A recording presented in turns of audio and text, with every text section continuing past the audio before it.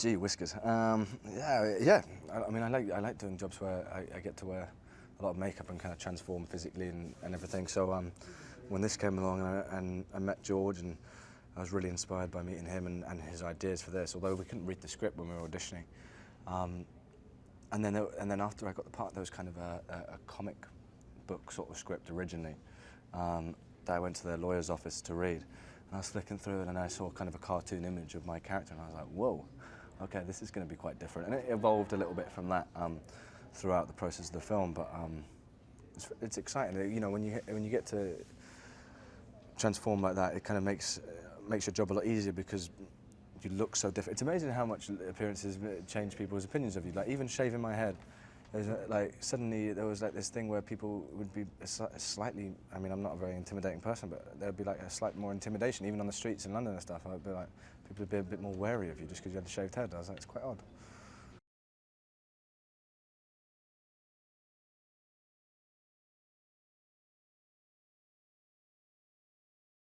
Physically, it was a long shoot. I think we were in Namibia in Africa for 7 months.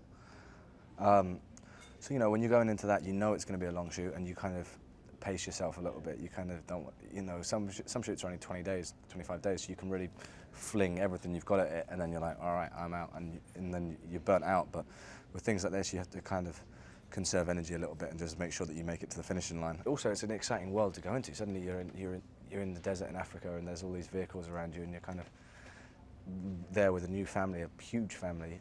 In this, I think there were like 700 people working on the film each day. And then it's exciting, and you just kind of get swept along by it.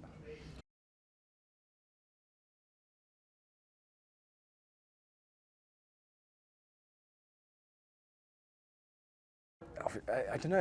I don't really think about that when you're doing it. Do you know what I mean? Obviously, I watched the original films and was a fan, and loved George's work. And then it's more about like getting to work with people that you look up to, like George and Tom and Charlize and people like that. And then there's that special thing where you kind of become friendly on set, and then they're like these people that you look up to and really respect. You kind of get to spend time with and get to really know, and that's a treat.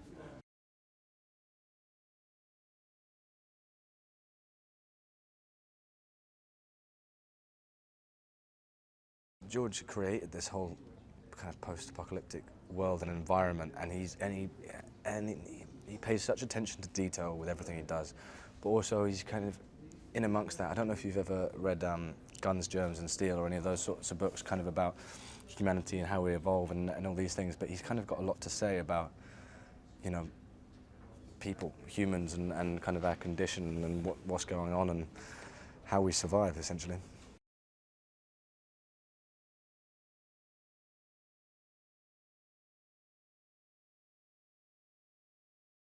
He's phenomenal. He's just got so much time. He's kind to everyone, and the thing is with George, he knows something about everything.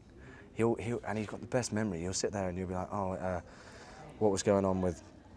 You'll mention something and he'll go, oh yeah, I remember talking to someone at a dinner party like 40 years ago, and they said this, and you'll be like, well, how do you remember these things? And he's got a story about everything and kind of a little bit of wisdom or advice to give you on pretty much everything, and that just a joy to be around, really.